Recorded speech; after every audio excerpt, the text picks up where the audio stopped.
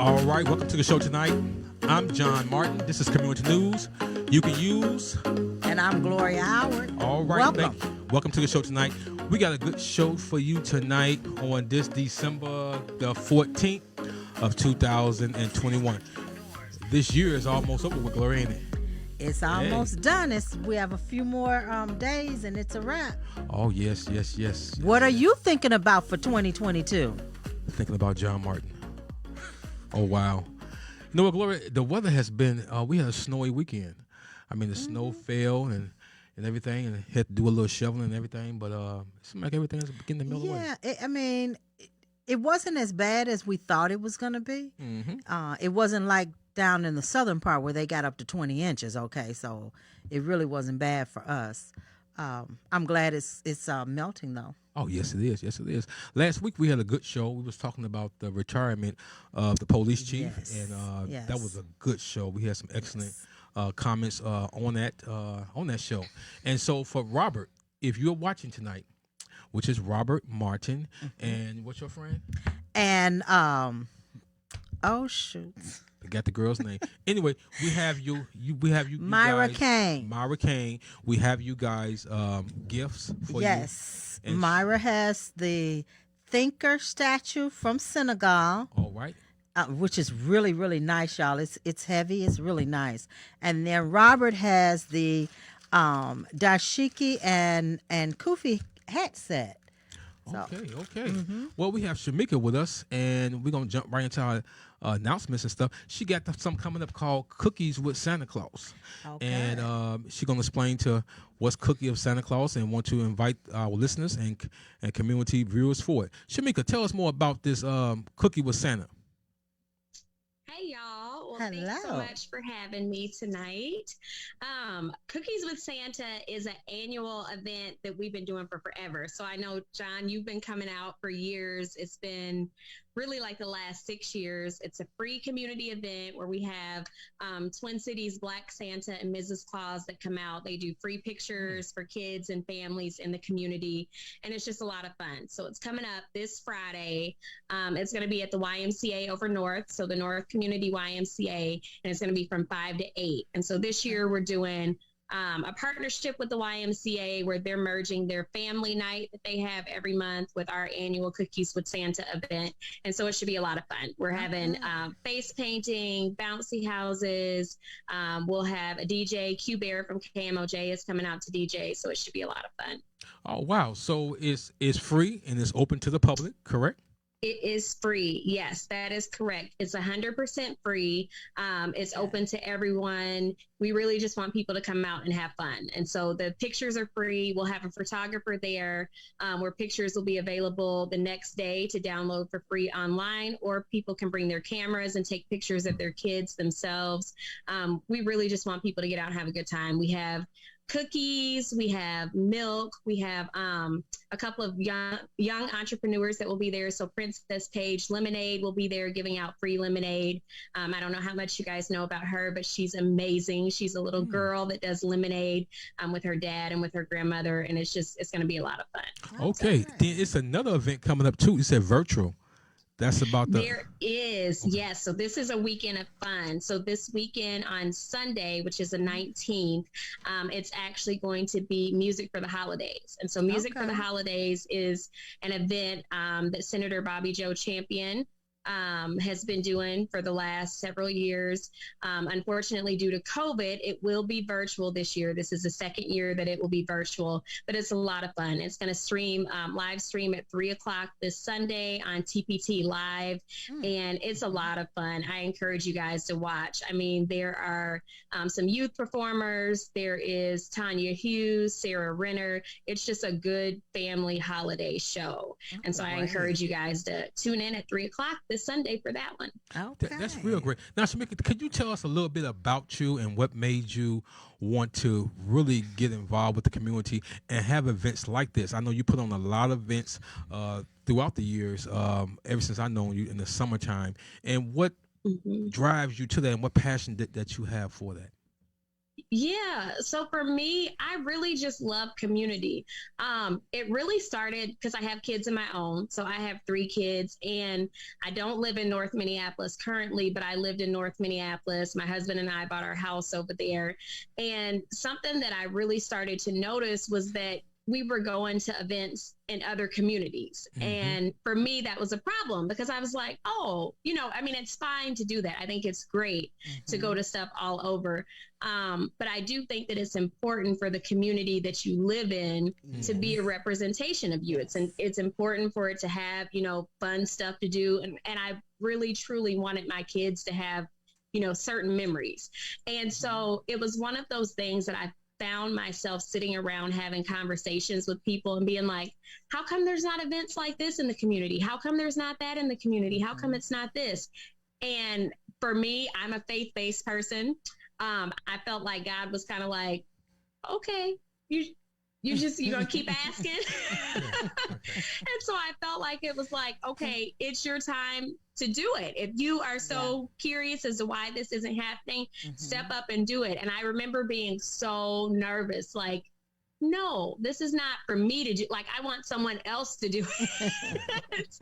But we all know that's not how it works. That's right. And so honestly, from there, that was like probably 7 years ago or so, 7, 8 years ago.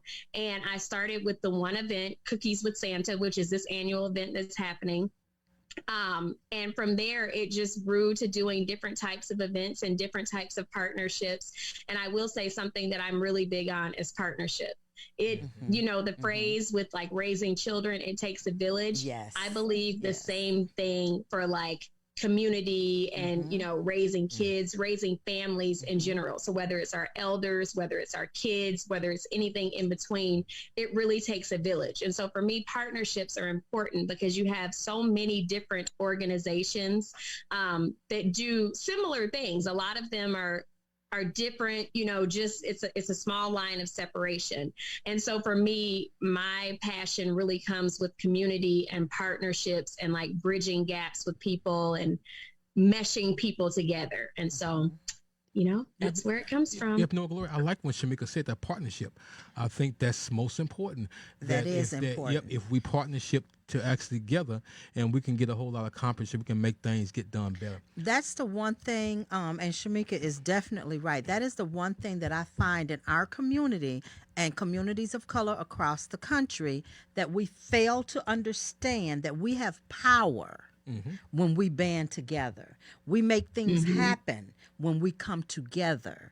You can have 25 small or large nonprofits that can do minimal because not one can do everything. But if you pull all of those together and they're in one community, could you imagine what kind of changes we could make in the Twin Cities? We could make changes that they've never seen before, but we have to get that concept together first. Yep, that's right. And also, too, Shemeka, that you work at the state capitol. So can you tell our viewers what do you do and what role do you play at the state capitol? Yes. If someone may see you out there assistant, being an assistant to the state senator, and they may want to know what your role is, who are you, and what do you do? Yep, absolutely. So I'm what's called a legislative assistant. So I think a lot of people don't get the concept of even how, the senators work or the House of Representatives or those things. So as far as working at the Capitol, you have the Minnesota House of Representatives and you have the Minnesota State Senate. So I work for Senator Bobby Joe Champion. He is one out of 67 senators. And then our district is comprised of all of North Minneapolis, a portion of Elliott Park, a portion of Bryn Mawr, downtown, or a portion of downtown. Let me start over. Sorry. North Minneapolis, Elliott Park, a portion of Bryn Mawr, a portion of downtown, and the North Loop area. And so something that I think a lot of people don't know is how important it is to know who represents you. So when you have issues, you know, if you're in Minneapolis and you have issues, it's important to know who your state senator is. It's important to know who your House members are. It's important to know who your city council is and who your mayor and school board and so on. And so it has really been a rewarding experience for me. I will say when I first started, my first legislative session was last year. And I was not a political person at all. Well, yeah. I'm the first to tell people, you know, I didn't like politics. It was not my cup of tea. Well, you should. Well, I mean, you should run for office. I mean, it's like you get. I mean, I think you would be a. I think you would be a good state representative, or you'd be or you'd be a good city council person or school board member. I mean, well, too. I mean, you know, honestly, this is what crossed my mind as she was speaking. Shemeka, I don't want to cut you off because you was on a roll telling us about this, but have you thought of maybe there's some kind of way that there could be maybe a Zoom presentation or a series that could be put on where people could log on and learn the steps through the legislative process? Along with who their city council people are, and just to walk them through for an understanding. And that could be done in a series. Yep. No, absolutely. And that's something that our office has been working on that will be coming up over the next several months. So we go back to session in January. And it's something that Senator Champion has done before in the past, even before I was his legislative assistant. And he calls it Civics 101. Yes. And it's really, you know, kind of those basics of what it is and things that people don't know. But exactly what you're saying. People, you know, you have to have these learning sessions for people because people don't know. And I tell people all the time how I was so quick to say, you know, I don't like politics. This is not my thing. It is crazy how political everything is, even when it's not supposed to be political. And so it's really important to know even those basics of who it is that's representing you, or who's making decisions about money that's in your city and money that's in your state. It's good to know how to get to those people. And so I always encourage people, you know, I have friends now that are still like, you know, oh, it's election season. Great. I don't really do that thing, but it's like, your kids go to school, so you should be voting and knowing who's making decisions on where those dollars go and who's speaking on your behalf. Exactly. And I'll tell you, people out there, especially if you have children in schools, being a person that has gone to these different school districts, Spring Lake Park School District, Columbia Heights School District, Fridley School District, and then Minneapolis School District. And I will tell you, for all the parents that are out there in the Minneapolis public schools, you better get out there and you better fight for these children to have the equipment they need, the technology they need, so they can keep up with the rest of the districts. You know, these other districts are like little mini college campuses. And when you go into Minneapolis public schools, some of the schools that I've been into did not even have enough computers and books for the children. Gloria, that you said one thing about, you know, parents need to fight, but some of them don't know how to fight. This is what this will help them do. See, they don't know how to fight, to how to take control of their children's education. And sometimes in our community, we leave it up to someone else, you know, to make those decisions. That's why we need Civics 101. So what we really need, we actually really need parents to be more involved. See, you can be Civics 101. You can be involved, but you got to be more active involved Civics with 101. your kids' education. And this fall right in hand. What we're talking about for our next guest, and we want Shemeka to stay with us now. This young man, we're going to introduce to you. I met him years back when he was a young man. You know, he was a real young man. I'm not going to show him to you yet. He was a very young man. You know, back in the days, he had a little afro. You know, you got that on me because I haven't been here all that long. I mean, and he have a passion for doing God's work. I mean, you don't find many, you know, young men out there that want to champion for God and also champion for the community. And he have a love. It's so amazing how people still have the love for the community that from which they grew up in or moved out, but they always come back because they have that love and that compassion for the community. And he's a man of God. I had the opportunity to work with him along with Gloria and along with Shemeka with this 21 day. See, I was out there selling my snowballs, so I ain't know anything about 21 days, and they coming up on my territory. And don't believe it or not, I didn't even know who he was. He came to the table and he said, "You want to buy a snowball?" He said, "Ain't you?" He said, "John Martin." I'm like, I like, who are you? He said, "I'm Jeremy." I said, "Oh, it's been so long, I even know him." So we're gonna give him a round of applause, clap, and all right, we're gonna welcome, introduce you to Mr. Jeremy Thomas. Tell us a little bit about you, Mr. Thomas. Welcome to the show. What's up? I just want to say I'm happy to be here, Gloria and John. I grew up, so my upbringing as far as Minnesota is, we moved to Minnesota. I was 14, 15-ish on the north side. I did 9th and 10th grade at North High School, and then moved back to Indiana, and then came back to Minnesota. But a lot of my younger years was on the north side. Used to run into John then. Oh, yes. Used to run into him at Shiloh. Used to run into him outside Shiloh. Still the same John Martin. Right. John. One thing about John is he stays consistent.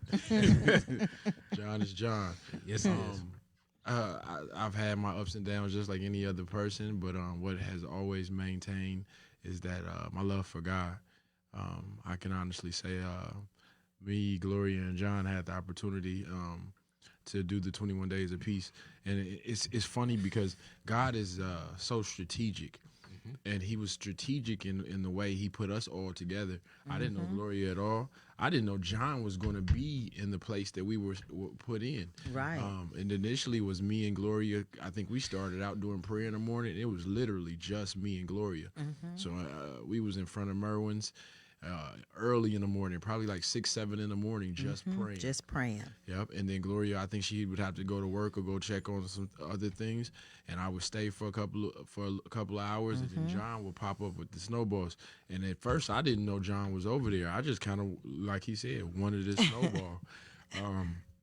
Went and got the snowball and noticed that it was John, and the rest is kind of history. John was there almost every day with me, so I wasn't by myself, and Gloria was there in the morning, so I wasn't by myself.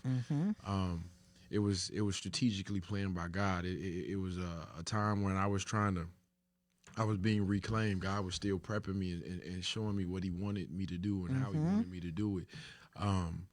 I was definitely in preparation stage, and it was definitely a strategic plan by God. John kept me entertained. I kept him entertained.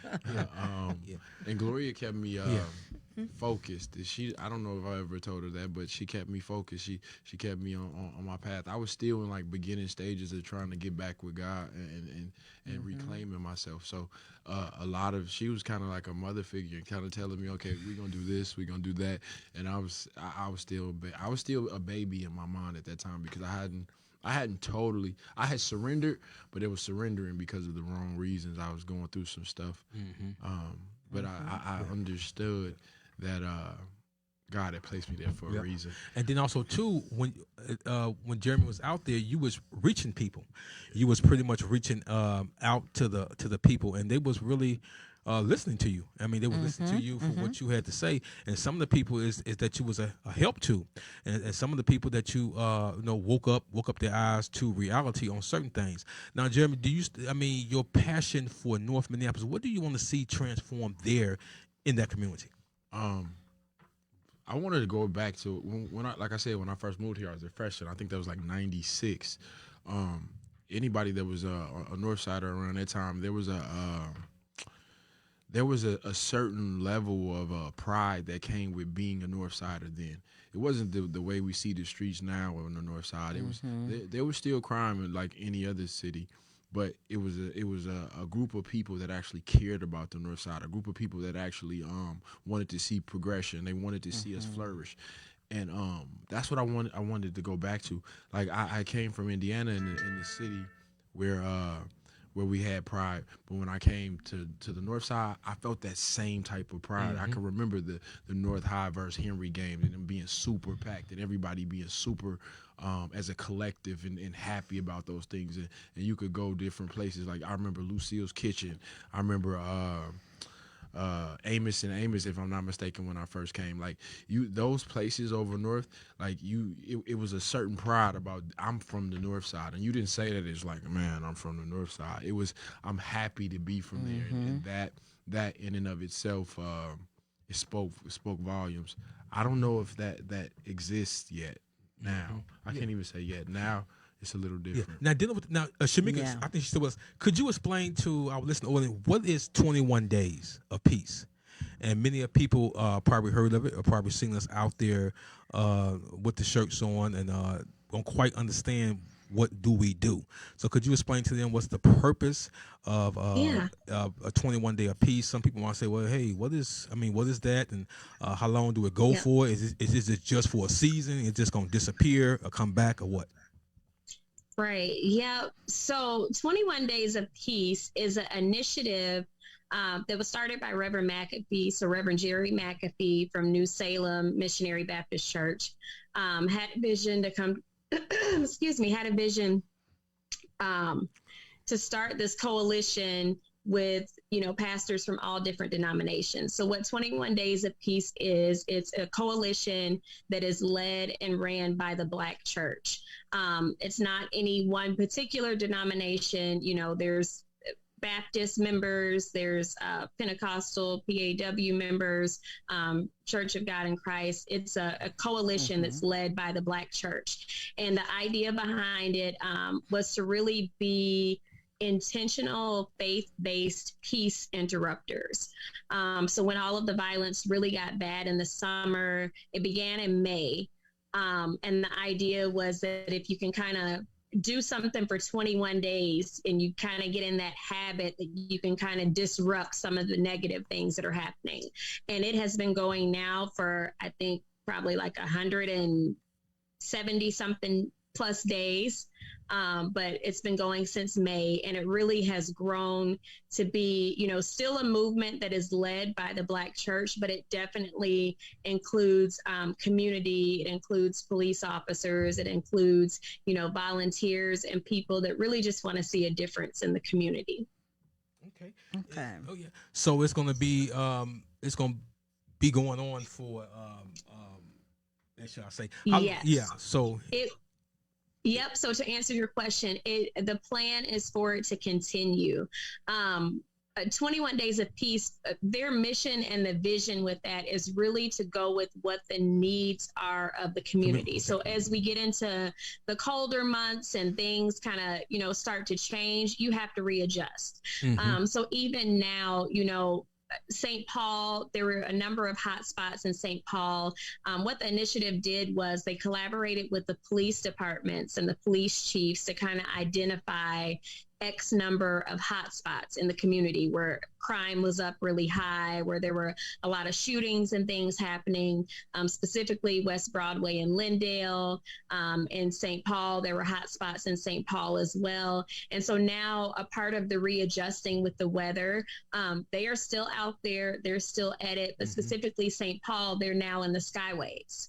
So instead of being out on the street, they're in the skyways. They're serving, cookies and hot cocoa to, people that are hanging out in the skyway because they don't have anywhere to go, or either they're hanging out in the skyway because they're up to something that they shouldn't be up to. Whatever the reason is that they're there, these intentional peace interrupters, faith-based peace interrupters, are there to kind of talk to them and see what it is that they need and what resources they need, whether it be a job, whether it be, just some spiritual guidance, whatever it is, they're kind of there to navigate it through a different lens than what I think we normally do. I think it's a great idea, Gloria and Shemeka and Jeremy. That will give the pastors and bishop, overseers, mosques, whatever they call it, they want to call them, that will give them an opportunity to go out within the community with the team so they can see what's going on and also see the needs that's barely needed in the community. Now, I know many of you heard, as I heard too, that the liquor store is supposed to be disappearing. But it's still there. Abracadabra, supposed to be gone in December. Abracadabra is still there. I know. So have you heard anything about that, Shemeka? I know I heard on the news about a month ago I think, have you heard too, Jeremy, that the liquor store supposed to been gone? So, Yeah. they said December. So I guess Abracadabra is still here. I December guess not over yet, it ain't disappeared yet. So Yep. yeah. So therefore, now from what we are hearing out there from people that's Y'all out let 'em answer. that's out there in the, well, Yes, she gonna answer the interesting question. I questions. think that another question too is you think that the city is supposed to have been, from what we heard, the city supposed to have been helping them to relocate, and I'm just curious, do y'all know where? So from what I've heard, I actually did not hear the December date, and that could be correct. I did not hear the December date. The last update that I heard about Merwin's, that the one that's on Lindale and Broadway, was that it was an acquisition kind of conversation that Sanctuary was working on, kind of taking over that space and using kind of a community business model to put to kind of expand on that resource center that they have there, and to work with different nonprofits and different businesses to put something else there, pending Merwin's being able to relocate somewhere else. And speaking to what you said about like the city helping them, and this is the way that I understood it, but the way that I understood it was that they did have to work hand in hand with the city in order to be able to get another location as far as like their permitting things. So I didn't understand that as like the city is like, oh, this is a good spot, let's move you over here. But more so that they had to make sure that they were in compliance as far as, whatever the liquor laws are, or whatever the laws are for liquor stores and that sort of thing. So I haven't heard anything in several weeks about it, but to my understanding, it was supposed to be a thing, but I thought that it was something that was supposed to be happening closer to like February, March, I thought. Okay. So, Yeah. Okay. yeah. I'd like to. Oh, go right ahead, Shemeka. Oh, no, sorry. I was just going to say, and we realized, in the community, I think that was one of the big fears for people of like, oh, great, they're going to move somewhere else. And that's a part of why, in my opinion, groups such as 21 Days of Peace are so important, because if you don't actually solve the problem, it's not going to go away. It's just going to move somewhere else. So it's almost like putting a Band-Aid on something that requires stitches. If you have, people that are hanging out in certain areas and they're there because there's certain activities that are happening there, whether it's drugs, whether it's prostitution, whether it's for the lack of work or the lack of structure, or they're not in school, or, it's a variety of reasons as to why this happens. But if we don't actually do community outreach and we don't actually reach out to these people and like get to know them and see what the issues are and connect with them, it kind of goes into what I was talking about earlier with partnership. And I know I talked about it earlier, specifically like in the context of like organizations, but I truly believe that is across the board. It's with everything. If we continue to look at people as just those people and that's their issue and that's their problem, instead of looking at this as this is like a Minnesota problem and a Minneapolis problem and all of our problem, not just like, oh, across that line, like in North Minneapolis, that's their issue, or in South St. Paul, that's their issue, then I believe these issues will continue to happen because we're not actually helping to solve the problem. Right. And it's funny you say that, because I was just thinking that today and looking at the opioid crisis that we have in the state. It wasn't a crisis that anyone should tackle until it reached the suburbs. But it had been happening all along in North Minneapolis, and everyone just blew past it. Okay. That's their issue. Then we have the carjackings and the home invasions and all of that. Now we have a group of communities coming together along with the members of those community residents, where we're going to tackle this because now it happened to them when people in North Minneapolis have been living in fear and trauma and dealing with this on a day-to-day basis. So you're absolutely correct. Absolutely. And back to what Jeremy said. Oh, sorry. No, I was just going to revert that back to what Jeremy said about like it used to be a sense of pride, like, oh, like I grew up North Side, or oh, I'm from North. And now when you ask people where they live and they live over North, it's like, oh, yeah, I live in North. It used to not be that way. Yeah. Go ahead, Joe. So what I was going to say is that's kind of the key point of 21 Days of Peace is the community, saving the community. It kind of leads us to kind of my thought is that what makes the community thrive is two things. One, having accountability for each other, and not saying that that's her problem or their problem. It's our problem, and building more of a family relationship. I think the biggest or the hardest thing in Minneapolis is that there's so many imports, myself included. Everybody's from everywhere, so no one has a sense of belonging. Or this person isn't my loved one because I just met them a year ago and they from Kansas City, or this person from Chicago, or this person's from Texas, or this person is from there. I think the beauty of the 21 Days of Peace is that it allows everybody to come together. I know we mentioned a lot of the churches, but there was also people from the masjid from that's over north. The Elamines were there, and all his brothers were there. Oh yeah, and that to me spoke volumes, because it's not so much of you worship this, you worship that, and I want to, and we're separate. No, this is all our community, and we all have to help. And in that. Yeah. In that everybody coming together is the key. It's not about the anything that's dividing us. It's about us all coming together. In us coming together, that's where change comes. Because a lot of the people that we dealt with on the street on a consistent basis, but they needed a couple things. One, they needed their needs met, that like basic needs, and two, they needed to know that somebody gave a crap. Yeah. Like we were out there so much that it allowed them to know that they're not just out here trying to get us in trouble. They're out here because they want to see change.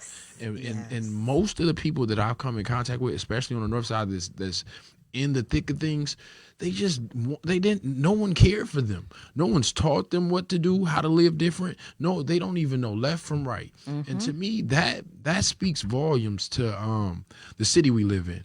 And it's time for us to I'm trying to say this politically correct. It's time for us to embrace our own, and in our own, we need to take care of our own. That's the best way I can. And then I always say, this is my theory, is that everybody say it's a community issue. Of course, it's right. It is a community issue, and I look at it both ways. Okay, how can we go into someone else's neighborhood and ask them to change if they don't want the change to come? See, we can go into a neighborhood and say, well, we don't want the people hanging out. Well, everybody say it's the community. I mean, it's the people that live in the high-rise building, the duplexes, and the houses that's around that area. You see, we need those folks to come out and say, hey, enough is enough. We want to participate. We want to get involved. And it's kind of like going to somebody else's backyard, telling them to, But that's what America does. I mean, that's what we do. That's why it seems so commonplace. Okay, but I heard what you're saying. What I'm saying is, like, this is their neighborhood. This is their neighborhood. Actually, North Minneapolis. Okay, if the landlords, if the tenants start holding landlords accountable. If people that live in that community start holding people accountable, saying, look, man, you can't hang out up on our block. You see, back in the days, they had block clubs where everybody move on the block. We had block club meetings. Everybody know each other. Now, a person move up on the actual block. We trying to find out who they are, who they is. Next thing you know, they done took over the whole damn block. You see, so people that live in their community, and now I tell people always say, why you move out the community? Why you live in St. Louis Park? Why you live in Maple Grove? Why you live out there? Well, shit. I mean, it's a simple reason why you moved out there, because you want to live in a safe and clean neighborhood, and that can happen the same way in North Minneapolis if people just take pride and say, hey, enough is enough. I pay rent here. I pay mortgage. I have a business here to take control. They can't always leave it up to us as community leaders, because sometimes when we vanish and go away, this is a new generation, Gloria. I get it. Okay, I get it. But you also have to get that in these days and times, we're not 10 years ago, we're not 15 or 20, exactly. But they have to be empowered to do that. But how can you empower someone that don't want to be empowered? We don't know that they don't want to. So have they ever been given the opportunity to? We don't know that. See, you know what? Like Shemeka said, we're assuming that they don't want to. Shemeka hit it right up on the ball point. She's saying if we get rid of murders, we think the problem is just going to go away. We think it's just going to vanish, okay? Now, you got to think, we got the gas station to deal with. We know it's so not they going to would vanish. definitely trickle over to the gas. So actually, therefore, what we're doing is we're playing dominoes. Have you ever played chess and you just move it right there? Yeah, we know that. And I'm sure the community does too. Yeah, so for us, for North Minneapolis to change, to get a deep clean change, we need the residents that live in the neighborhood to be on board to say, hey, we want this change. Okay, see, because I see it two different ways. You know, I'm coming to North Minneapolis, picking up paper, picking up trash. Okay, and I must ask you, let me ask you this. And the people that live in the community is fine with it. Let me ask you this. What organizations, what community leaders, what have they done to come out and say, hey, residents, come on, we need y'all, come on, and then bring them to the table? It's not like it was 20 years ago. We got to go above and beyond to get them to the table. The funny thing is, I agree with both of you. It's getting hot but here's the thing, though. John has a point. The residents do need to come out. And you have a even better point, because I don't believe that we have reached out enough to everybody around. But I will say this: it's not like it used to be. A lot of these kids that's doing the dirt in the streets right now, they're built a little bit different. I remember when I was growing up, you could talk to the gangbangers. My mama could go talk to the gangbangers on the corner. You because better not walk up to one today. Yeah. Right, because so they respect find different ways. So here's what I'm saying. I think relationships. The disconnect is there. There is no relationship with that kid. You can't just go down to the corner and talk to that kid and say, hey, you got to move around, because you don't know him, he don't know you, and nobody's taught him anything. We're dealing with monsters. Well, you know what? You were so right. We're dealing with a new generation. Now, when I close my eyes, this is my son's and my daughter's generation. When they had kids, that'd be their next generation. Yeah. Okay. Now, only thing I'm saying, see, if people just get accustomed to stuff, see, things will stay the same if we continue to do the same. So if we're gonna leave it up to Shemeka, Jeremy, and to you to come in every morning to pick up paper on Broadway, we leave it up to you guys to do it. But that is my community. What's wrong with community organizing? I mean, to clean up do they even know how to organize? See, they even know how to do that? Yes, they do know how to organize. No, they don't. They don't even know how to meet their basic needs. They don't even know how to be consistent with anything. Shemeka, go ahead. You know what? If they can organize, also, because all of you all have a point, and I agree with all of them. The only thing, I just wanted to throw another little snippet in there. Sometimes the issue comes with consistency and resources. Right. Thank you. Because yes. So and also partnership. So I would say those three things, in my opinion. Okay. Consistency, resources, and partnership. I think in our community, a lot of times we hear the conversation, and people are always saying this, especially for like the last year or so. People are like, oh, all of this violence, where's like Black Lives Matter? Where are they at? Because, Black people are hurting each other. But what is the mission of Black Lives Matter? You know what, Shemeka? That's not their mission. That's not their battle. And so that's another reason as to why partnerships are so important, because I hear Ms. Gloria saying things about, organizing the neighbors, and I hear, John saying stuff about something else, and Jeremy saying something about something else. That's why partnerships are so important, because everybody plays a role. Shemeka, I am so much for partnership. And the only thing I'm saying is that when he said that they don't know how to organize, you see, Black folks, we know how to. We know how to organize. Okay? No, I didn't say we don't know how. I said, do you know if they know how? Barbecue.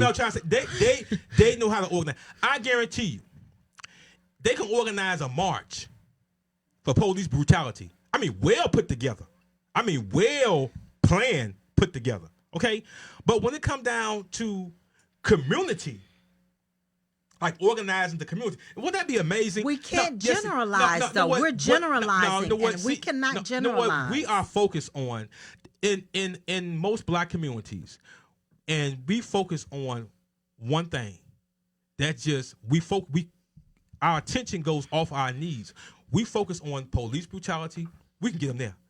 If you can get 500 black people downtown, they were downtown for this trial going on. Why do you think that is? Because everyone has someone that's been affected by that. I understand so that. it is personal to them.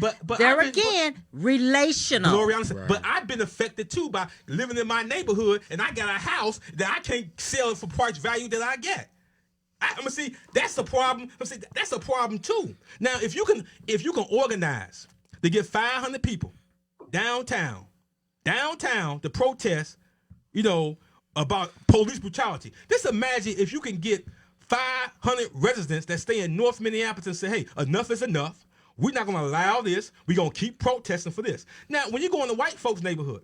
Okay, first of all, Gloria, who are the ones that started the organization? Gloria, go to them I'm saying, then get that Gloria, started. If you go into them white neighborhoods, I guarantee you, if I move in the white neighborhood, and I did, I moved in the white neighborhood, a lady came to me and asked me, she said, hey, who are you? I said, I'm John. I just moved in. She said, oh, you have. And she introduced herself, and she gave me a piece of paper. I mean, honest to God, a list of rules. A list of rules for Cedar Lake Road. Seriously, she told me, for real. She told me. She said, well, no, we don't allow loud music in the parking lot, and we are very organized. And she invited me. She said, well, we have a neighborhood cleanup. Won't you be a part of that neighborhood cleanup? Now, when you go into some of these other neighborhoods, partnership and relational. But you're missing a big point, John. You're talking about somebody who probably came in a 2-parent household who had structure and discipline.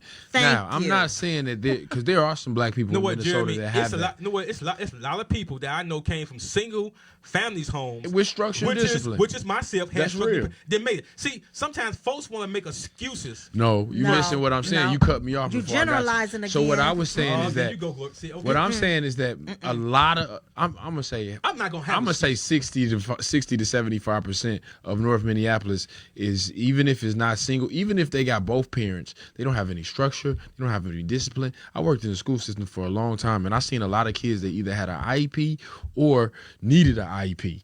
So they don't have any discipline, they don't have any structure. Them same kids right now are 18, 19, 20, 21, 22. So no structure, no discipline, no how to do what they need to do. They don't even know how to walk into a job interview and get the job. They act in the same way they act in the street as they acting in a job. Absolutely. So what the problem is us coming together, but how do you come together with, for lack of better words, an animal? And I sound like I'm talking about my people, but I'm not. I just know what I see, and I know that there could be a difference. In order to get that difference, though, it takes, like you said, the community, but you have to have patience. You have to have some consistency. Yes. You have to have resilience. And you have to be objective. You cannot generalize them, and you cannot put everyone in this bucket. You can't, because there's some gems. I'm not putting that they're all like that. that. I love the North Side. I love the South Side. I have a passion for my community, from which I'm a product of. Now, for everybody that think that North Side is so nice to have a house, I want to trade houses with you. Why don't you come on North Minneapolis and live in North Minneapolis for a whole, and you go ahead and sign your mortgage over to me, I sign mine over to you, and you live in the neighborhood. I'm not saying the neighborhoods are the way they are because I know the residents of the neighborhood, we allow them to come in. When you allow people to come into your neighborhood to sell drugs, when you allow people to come in your neighborhood to hang out, have their friends hanging out and doing all this, when sometimes we got to blame ourselves because we see it, but we turn a blind eye to it.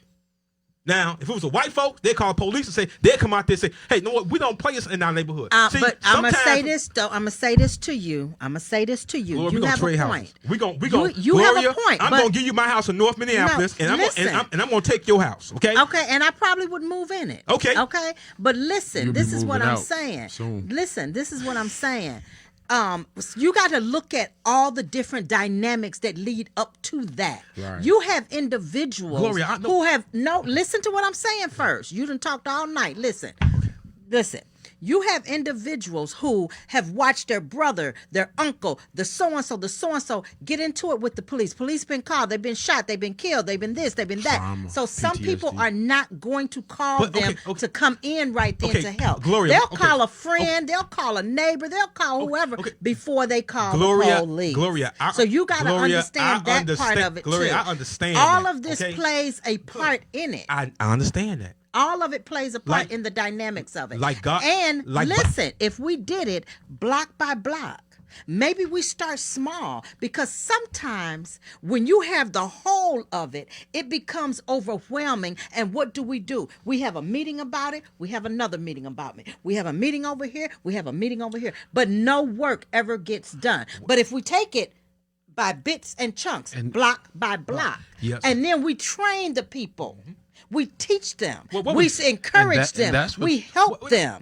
We give them the resources to support them through this. And I believe God himself would shine on North Minneapolis and say this: how long shall I pull up with you guys? For real, seriously. How long? As long as it takes. I mean, no, see. As long as it takes to get it right. Gloria, we don't give up. Gloria, we keep on using this in the black community. We keep on using what we can and cannot do. The resources are there.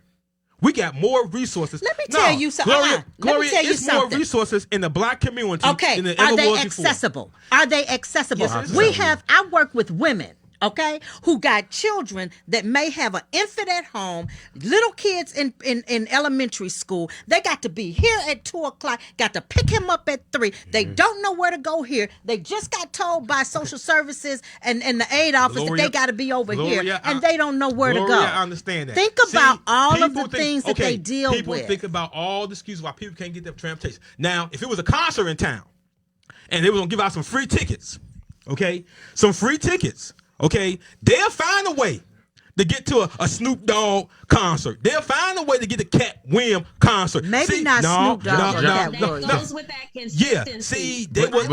But they haven't been taught. No, see, they haven't been taught. See, no, what? Like I said, there are more resources in the black community than there ever was before. I'll give you this. And the reason why I say that it's opportunities there. What did you say? There are more resources in the black community than ever before? Hold on, sir. Hold on. Yes, there's more resources in Minnesota than Minnesota any other cities in the world. It's more resources in North Minneapolis too. But this is what we missing though. Those resources ain't doing nothing but keeping us down anyway. Those resources, for the most part, ain't doing nothing but keeping us down. It's kind of what Gloria said, man. We got to do piece by piece. I think 21 Days of Peace was a start. We've seen that it has an effect. It broke off. It has an effect. And then on top of that, like Shemeka was saying, we just have to stay consistent. Ooh, we got some comments coming in. But here's the thing, though. I'm about to hit it nail on the head. If you look at, and I'm about to get deeper. What comment do we have so we can respond to something? He gonna put some comments up on the screen pretty soon. Our producers. Now Shemeka just sitting back this late. Go ahead, Jeremy. Go ahead, Jeremy. Real quick. I'm about to get deep real quick. But here's the bigger issue.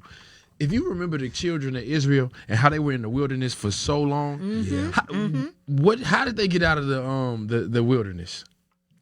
Well, They came out. They came out of the. Well, no, what, Jerry? That's a good point. No, so hold on. In the wilderness. No, but you're right. They was in the wilderness until they turned back to God in the way that He did.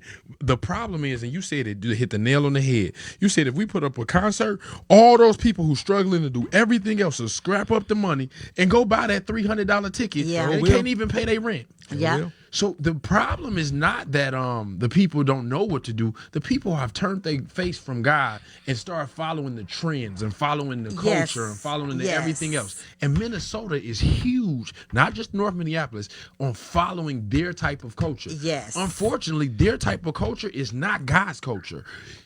Black people are destined and predestined. We are the children of God, and until we turn our face to God, we're gonna continue to be in this turmoil. We can keep pumping and priming and piece by piece and doing this and that, but until we focus on God, there will be no. You know what? And when Shemeka said consistency, thank you, Kitcha, for joining us tonight. I'm glad you got a chance to. But just like Shemeka said, consistency. Right. The consistency in that story you just told is that they know my friends going to the concert. Oh, they was at the concert last year. So that's the thing to do every time. So that's what they're gonna do. And not only that, they're followers. Just because everybody doing it, I'm to the point now where if everybody's doing it, I start checking something because something's wrong. It's a wrong spirit. Jump in. Also priorities. When you put it into like everyday verbiage or whatever, it's people's priorities. Sometimes I think that from some of the people that I talk to and I hear stuff from different people think that like this like good life of having a lot of money and not having to work as hard and all these things, that feels and seems so far off to some people. Their priorities are just a little out of whack with they're being trained by TV. Okay, well, I don't have the rent anyway. The rent's $1,200. I might as well spend $200 on this ticket because I'm $600 short. Exactly. Like the thought process behind that, from the outside looking in, does not look like it makes sense. But if you're in it, it's a lot different than It's a lot different until after that concert over. Then they about to get evicted. Then they looking crazy and going to the state to go get some assistance. But I would say this: when you said that, Jeremy, you said Minnesota, the resources is what's holding them bound. And I'm going to say you're absolutely correct. When I worked with the women, when we would go through the coaching, one of it is self-discovery, and not one left me after about 8 sessions of self-discovery. Not one left and said, "Oh my God, I did not recognize that about myself when I walked in the door. Now I understand. Now I see." And they set different priorities and they begin to learn how to set goals and how to achieve them. Those are skills that they were never taught. They did not know. They got skills on how to manipulate welfare and how to manipulate the system. That's it. And the resources, when they are consistently handed over, and I keep saying this over and over and over, get the book Toxic Charity. Because that is what we have. Literally. It's toxic charity. It's given, and it does not allow the recipients to be able to learn. What they say, you can give a man a fish, and he can eat for that day, but if you teach him how to fish, he can eat for the rest of his life. And you know what? I mean, seriously, that when I be going to these meetings and stuff with community activists and elected officials, and it's like, we preaching to ourselves. But you know what you need to do? Go to some meetings with some actual individuals living day to day. Gloria, what I'm saying is it's like we are preaching and mentoring ourselves. I mean, serious. When you go to half these, when you go to half of these community meetings, and the senator be trying to put on town hall meetings, and when you go to city hall and school board, our people is not there. I mean, serious. They are not there. They don't want to have a place at the actual table. I don't think they don't want to. I think they just a little bit. Yeah, go ahead. Yes. All right. One thing that I feel is an issue when it comes to that, and that goes back to what we were discussing earlier with like civics 101 and why that's so important for people to understand it. A lot of times people in our community hold elected officials responsible for the things that they're not responsible for. We hold the wrong people accountable for things. We get mad at the senator for something that the mayor is doing, and they're not even in the same bracket. Right. Yeah, because they don't know. You know what? I think my actually point is that what I'm actually saying is that, you know, we as African American people, we have like the school board. I remember a couple of years back they made a big deal because the school board. The Davis Center, it was not supposed to be built on Broadway. It was not. It was supposed to have been at the original spot down Broadway, going towards Northeast. Well, they made a big deal out of it. Well, people need to get to the community meeting. The community needs to come. Parents need to go. And when I go to the school board meeting, honest to God, truth, when they talking about closing the school down, about kids' education, white folks there. I mean, I ain't gonna lie to you. The white folks are there. I mean, they are there. Now, when it comes about closing a school that's in our community leaders are there. That's a big difference. Community leaders are there, but there's no community. There's no parents there that care about their kids' education. So what interests black folks is not meetings. Wow, we don't care about them, but school board meetings, city council meetings, closed store. We don't care about that. But the minute you say something about protesting, Well, I'm gonna say this. I'm gonna say this to you. I mean, it's Gloria. You could twist around. It's honestly. I agree to a certain extent. Go to one of those school boards meetings. I have been, and that's what I was going to tell you. I've been to a couple when my grandson first got here. Guess what? I didn't even get notification. But guess how I found out? Because I'm nosy, and because I'm in the community digging, looking, and that's how I found out. But in turn, I told 3 other moms, and they all showed up. They said, I've never been invited to one. I didn't even know we could go. It's the robocall. I think what we missing also is that, and I hate to say this, but it's the truth. I didn't get a robocall. There's a white culture and there's a black culture. And black culture doesn't really mix with the white culture. The way those town hall meetings are set and the way that they do business, that's not how we do business. You want to me, if we're dealing with just our city, we need to, and this is for the senators too, because they need to be held accountable on this. If you know good and well you're gonna have a town hall meeting and nobody in the community is coming, because what John is saying is true. The reason they ain't coming, because it's not set for them. It's like the hospital, how to me hospital is set for women and not men. That's how it is in the black culture. There is no, if I was doing a meeting for the school, I'm gonna have pizza, I'm gonna have some music, I'm gonna make it an event, and then we gonna talk business after it. I'm gonna make sure that they get there. I'm not ragging on the senators, but this is another thing. If the mayor is making certain rules and regulations that we have to abide by, black people don't care nothing about no mayor. Let's just keep it above. Jeremy, the actually problem, see, they feed black people. Okay, I went to out there in St. Louis Park. Yeah, but you make it a party.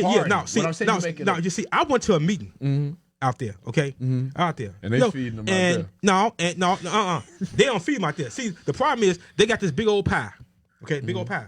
Okay, it's called a pie where they get money. Okay, so therefore the people that come, see, the suburbans have always got a big piece of the pie. See, then we get the now they've been talking about redeveloping Plymouth and Broadway since I've been up here. I moved up here since 1983. I moved up here when Van White was the city council person. You know, Richard Jefferson was the state representative, and they was all Jim Overstar. Everybody talking about redeveloping Broadway. Now, can't nobody tell me Broadway still look the same from when you moved up here. When you moved up here, ain't nothing changed on Broadway that you can be so thrilled about. You really can be proud of. Now, when you get off the highway, what you see? A chicken joint. You see a Taco Bell. You see everything that's killing our people. Then you see it's no different in any other major city. They're all the same. Gloria, my actually point is, if you go to certain parts in South Minneapolis, certain parts, when you start driving going toward the 50, it look good.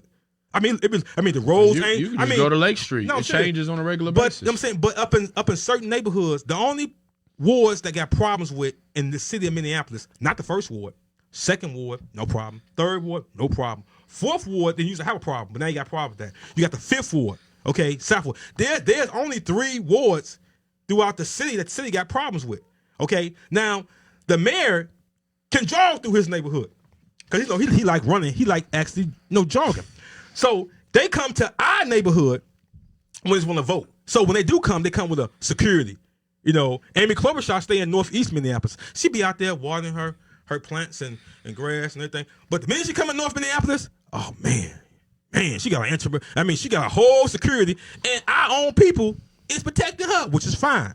Okay, but when they come in our community, they want to give us turkeys, hams. They want to feed us. But if you go to a white neighborhood, hell, they don't feed them. They just come and show up and tell them what they want. But the difference is that's the difference. But the difference is culture. That's culture. Jeremy, that's why I'm saying culture. You have to. It is. That is culture. You have to appeal to them. If you want change, you have to appeal to them. Culture has a big part in that. And the reason I say that is, which I said we should hold our legislator and the rest of them accountable, is that, to me, if they understand that there's a disconnect between the mayor's office and everybody else and the black people that's in the neighborhood that should be a part, who is responsible for changing the culture so they will get involved? No, Jeremy, it's not going to change. Do you know? It can change. Do you know that we are the only African American community, is the only community that the state and federal is pumping money in. You don't see them pumping money out there in Edina, Richfield. But we just talked about that. No. You said talked that about the that, city though. and the state. You said the city and the state and the federal is only pumping money into. Gloria. What I'm actually saying is, like, you know, Minneapolis. This is one part of Minneapolis got problems with. It's North Minneapolis. Okay. You don't, when you drive your car, honest God, when you drive your car going, and when you cross the bridge going towards Robbinsdale, hell, it's like a whole different neighborhood. I mean, seriously. It is a whole different neighborhood. But as soon, as soon as you, I mean, the schools, I went to a school out there, I could see my face. But you got, I could see my face in the, on the floor. Yeah, but when I go to a school in the hood, I can't see my face. Well, that's what I'm talking about. See? That's what I'm saying. We're all saying the same thing, okay? It's just that there are different avenues and different sections that go together as a whole. It all has to be together. Gloria, it's not a one-shot solution. Gloria is not saying, Gloria, we use an excuse for, I ain't making no. I don't think so. We make excuses, okay? Now, I'm going to tell you something. If I want to open up a store in St. Louis Park, I got to get a license for it. They have a hearing for it. Them white folks, they're packed. They want to know where I'm from, where I'm coming from. Ain't going. Why I want to be here. Going. And then, you know what I'm saying? Then I have seen them, they'll say, you know what? Hey, he moved in the neighborhood. Let me go ahead and just give him some funding. No. They'll say, hey, no, they're good. They'll say, hey, see, because when people get to the mic, they say, I'm speaking for the black community. And I tell people all the time, you don't speak for me. Okay. So my question is, Shemeka, jump in on it. She's looking like rolling her eyes like John Martin is really, oh my God. He just off the chain tonight. I just feel that it takes a village, and it takes every element. Take a village. How many villages do you have? Gloria, how many villages? Gloria, how many villages? It takes all the different pieces, and the piece that you're missing. Okay, the piece that you're missing is the element of the individuals within the community and what they deal with and have dealt with on a day-to-day basis. We have to connect to that part, and the only way to do that is through relationships. Gloria, partnerships are relationships. No, Gloria. If you throw an event tomorrow over North, you know how to get people there if you want to, don't you? Yeah, he does. Know what honestly got you? I had events where I didn't have nothing at the events because I couldn't afford to have anything for the events. But what I'm saying is, that's not what I asked you. See, people that live in, I think the North Minneapolis is called the Woodland. It's called the Woodland. People don't want to come out there and come to the promised land. I think people just got so comfortable in living the way they was living. Like me, when I live in North Minneapolis and still do, I just got comfortable to seeing trash and shit on the floor. I just pick it up, just back down again. I just pick it up, down again. So people just get accustomed to it, just to seeing them. If you ever been in Murray's parking lot, you see all that trash there, and you see people just there sit there for hours, and then you coming in with a plastic bag, picking it up, and everybody standing around, hanging out, looking at you, won't even offer to help you. They fine with it. So why'd you come to picking up my wine bottles, and why you come to cut my grass for? And I'm fine with my grass standing 5 feet high. But John, is it bothering you that much? John, if somebody gave you $100,000 right now, and they they told you, hey, go to North Minneapolis, and I want you to change some of the just change the fact that the town hall meetings and the things that's going on in the city, and I need you to get the community here. Could you do it? You know what? And the first thing, you know what? No. You know what? This question was gave out to me. I said, you know what? They always saying you can invite people, okay, but you can't make them come. Now, that's true. Because you get them there. No. You know what? When they was passing out flyers about cutting the school budget, and now I'm asking the question, and it goes back. Our people is not interested in town meetings. We ain't interested. We're interested about you can close 40 or 50 schools down. Okay, the black community leaders are there telling me we shouldn't close the school down. Well, what about the 300 some kids that go to that school. The parents ain't complaining about the school being closed down. I'll say I'm not going to say all the parents. I'm not going to say all the parents. Well, I say most of the parents. A good portion are not going to pay that any attention because half of them are probably only 20 to 25 years old and don't know the difference. And didn't finish school themselves. See, we are dealing with a young generation of parents. But would you know how to get them out though? No, get them out. You can't get them out because when you dealing with a generation. No, because my mom, she didn't go to PTA meetings. Hey, how much money you make off snow cones this summer? I ain't make too much, because all this killing stuff going on. So it kind of put a dent in my budget. But that's not why I asked though. But the more, no, serious. But the more of the actual story is that what Shemeka is doing, and she does it a lot, and what other organizations doing, they get out and they try like hell getting people. The school. When I went to when they had the school conference, parents got to come to the school conference. They had to really brag parents to get there. They had to get raffles, turkeys, backpacks. There, that's a shame. You got to bribe people to come to school to get more involved with their kids. It may be a shame. No, what? See, we're trying to make excuses. I'm not making excuses. What I'm saying is we don't move. This is why I don't like Minnesota. I'm gonna be honest. We move differently. We move differently. For how long? Unfortunately, Minnesota is kind of built on. When I moved here, I felt this way. It's built on toxic charity. Toxic charity, and the way that the white culture moves, everybody tries to move that way. That does not work for us, and it's okay for us not to move the same way. Well, exactly. It's time for some new blood. Exactly. And the reason I say it's time for some new blood because we aren't like them, and it's okay that we're not like them, and we shouldn't try to be like them. Thank you, Jeremy. I want to say this too. I don't care what nobody say. Almost 90%. I'll say 70% of the people that work and live in North Minneapolis, I won't say don't even live in Minneapolis. They have the passion, but you got to. What I'm saying, but you got to see why the bigger picture of that.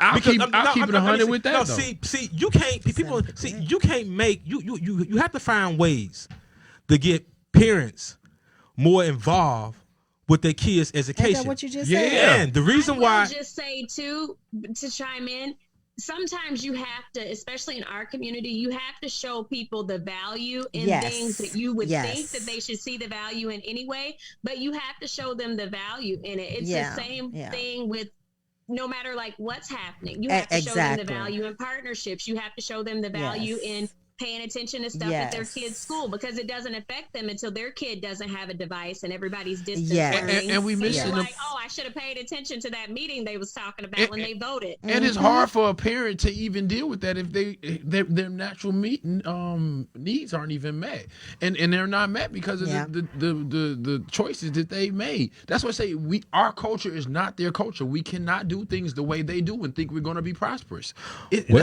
There's some. And I think too, though, I don't even think that it's sometimes it is, but I don't think it's always an intentional thing for them to not care or to say, oh, well, they're young. Right. It's not. Exactly. It's not. It's not. Yeah. Like what makes sense. It's like, okay, realistically, I have to go to work. Well, And that's what I was saying. My kids' schools now have been on quarantine a million times, like for different classes. And even now, we went and tested the other day. My first grader, we're all negative for COVID, but his class is on quarantine. And literally they sent that note on Sunday. He doesn't go back to school till January 4th. Wow. And now imagine that. Imagine if you worked in a fast food industry or retail industry and you cannot be at home and you cannot afford child care. I've been thanking God that my job is flexible to where this first week, because part of that is the Christmas break, but where this first week I can work from home because we are in a group. All the first grade parents are in a group message with the teacher. And I've been watching all day as this one parent has been like, I'm sorry, he's offline. I'm at work.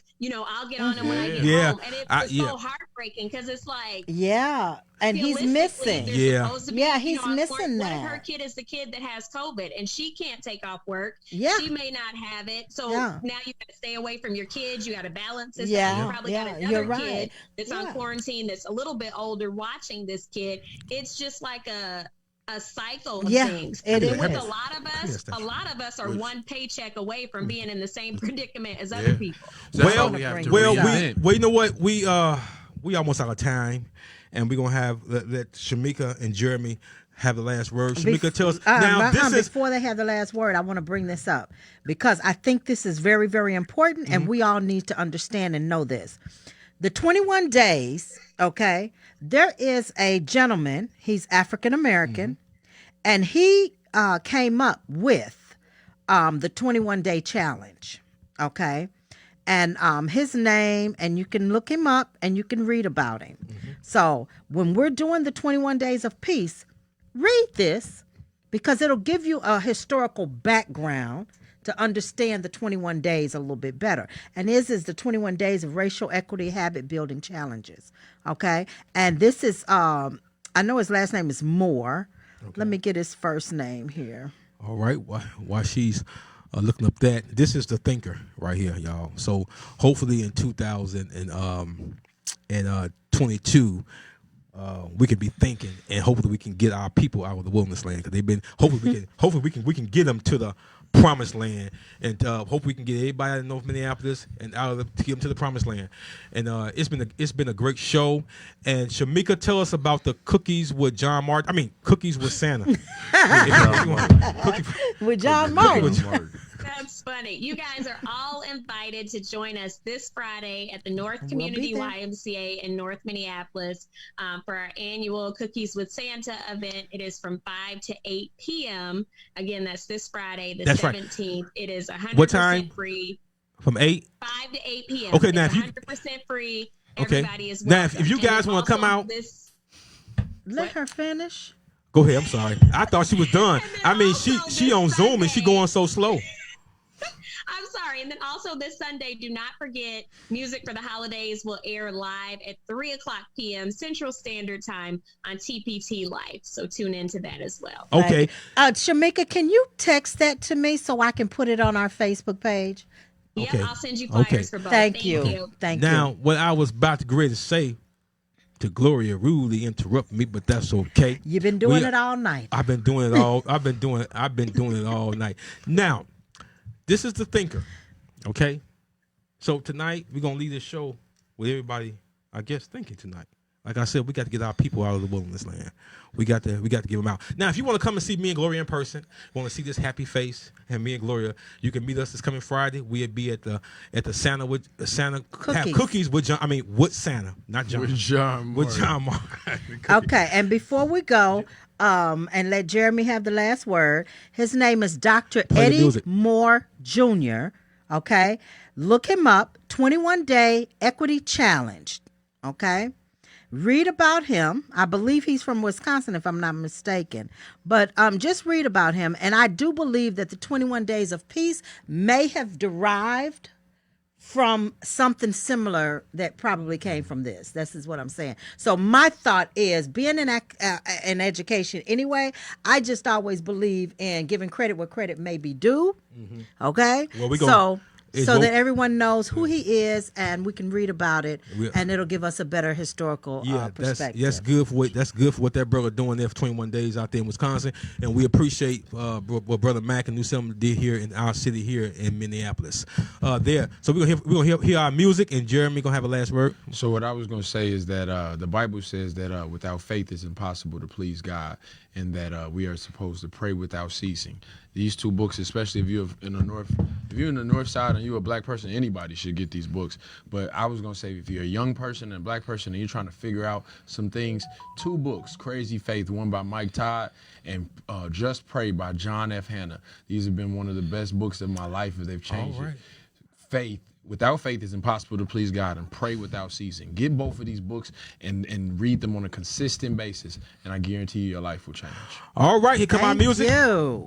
Well, great show tonight, Gloria. We're gonna fight when we get to the parking lot. It's on. Yeah. Hey, thanks for joining us. We had a great show. Thanks for joining us. Thank you, y'all. Thank you. We thank Jeremy Thomas for being here today. We thank Shemeka Bogan for being our guest today. Well, Thanks for watching Community News You Can Use. And we'll see you next week. I'm John Martin. And Gloria Howard. Hey, we got to go, y'all.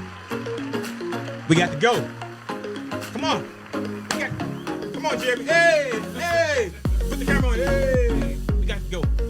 This is a faith party over here. Hey. I know y'all miss me. Good night, everybody. Good night.